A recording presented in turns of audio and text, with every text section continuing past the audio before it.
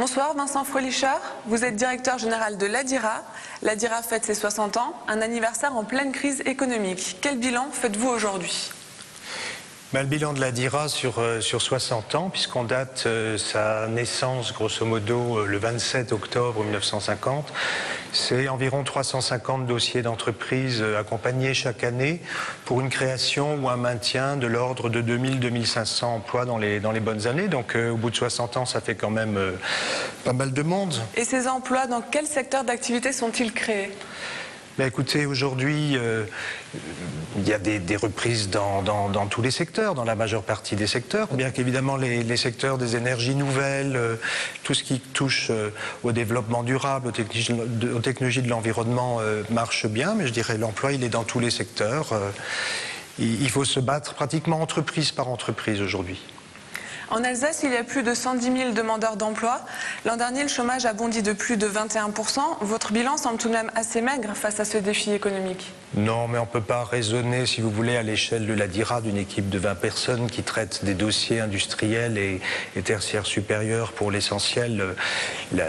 L'Adira n'a pas la capacité de résoudre à elle toute seule la crise mondiale. Si vous voulez, à partir de 2008, notre région qui est industrielle est impactée, comme les autres régions industrielles françaises, la Franche-Comté ou la Lorraine, par cette crise absolument historique.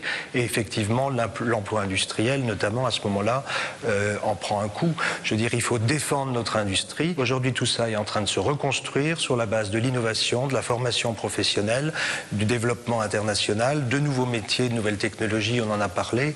Je pense que l'industrie alsacienne n'est pas morte et qu'avec tout ce qui est en train de se passer et de la mobilisation qui est en train de se mettre en place, on ressortira de cette crise comme on est ressorti des autres. Et nous sommes quand même dans une société mondialisée. Les entrepreneurs préfèrent investir là où c'est moins cher, dans l'Est, en Asie. Dans le Bas-Rhin, quels sont les pôles d'attractivité ? Les entrepreneurs alsaciens qui sont aujourd'hui le cœur de notre cible et le cœur de notre activité quotidienne n'ont absolument aucune intention d'aller s'installer ou en tout cas de délocaliser et d'aller vivre en Chine, en Pologne ou je ne sais où. Ce qu'il faut aujourd'hui, c'est avec le cœur de notre tissu, c'est-à-dire ces hommes et ces femmes qui sont nés ici, qui se battent ici pour maintenir leur entreprise, par l'innovation, par la qualité, par la formation professionnelle, par le développement international, mais c'est-à-dire l'accès aux marchés internationaux, pas la délocalisation, de créer les emplois de demain. Et ces gens-là sont très ancrés sur notre territoire, croyez-le, et c'est aujourd'hui le cœur de notre action que de travailler avec ces gens-là. Et comment est-ce que vous arrivez à attirer des investisseurs dans le Bas-Rhin ?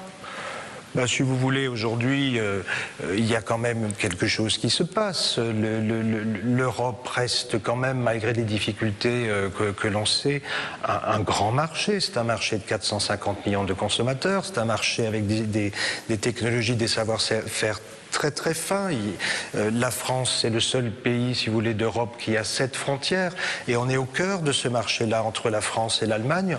Donc aujourd'hui, ce ne sont plus les grandes usines d'antan, mais sur des savoir-faire particuliers, sur du tertiaire, sur de la technologie, bien sûr, on arrive encore à attirer des investisseurs étrangers. Mais notre futur et notre présent ne dépendent plus d'eux. Le Bas-Rhin est quand même une région dont on entend très peu parler. Pourquoi ? Parce que le problème aujourd'hui, le Bas-Rhin entend parler dans le Bas-Rhin. Après, si vous parlez de Shanghai ou de New York, évidemment, on entend moins parler du Bas-Rhin. Mais je dirais qu'on a deux marques, si vous voulez, pour moi, à courte échéance. Il y a l'Alsace, qui est une marque. Moi, je voyage dans le monde entier. Écoutez, il y a beaucoup de gens, quand je parle de l'Alsace, ils connaissent, ils situent l'Alsace, ils ont des clients, des fournisseurs. Et puis, il y a Strasbourg. Je veux dire, Strasbourg, et c'est pas faire insulte à Mulhouse ou à Colmar que de le dire, Strasbourg aussi est une marque. L'université de Strasbourg,